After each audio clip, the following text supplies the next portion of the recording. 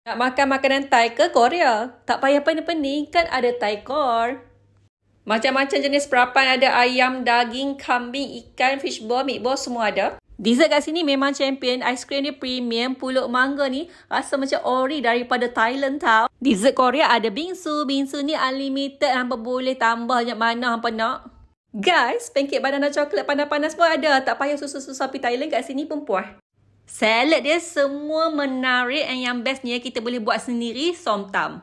So, I pun try lah buat somtam. Yang bestnya kita boleh letak bahan-bahan ni ikut cita rasa kita. Nak pedah ke, masin ke, masam ke, manis ke. Well, I buat somtam ni sedap, okay?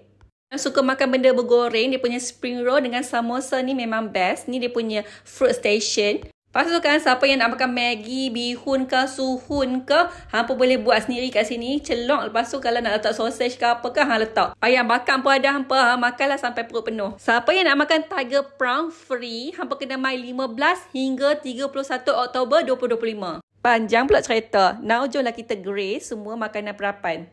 Kat sini ada dua cara nak masak. First is grey. Yang lagi satu tu macam steamboat. So, I pilih dua-dua. Mula-mula grey. Lepas tu, I suruh dia tukar. Letak steamboat pula. Sos pecicah ada macam-macam jenis. Favorite I yang macam sukiya ni. And lagi satu, Thai sauce yang warna hijau. Sangat sedap, yang memang nikmat makan kat sini.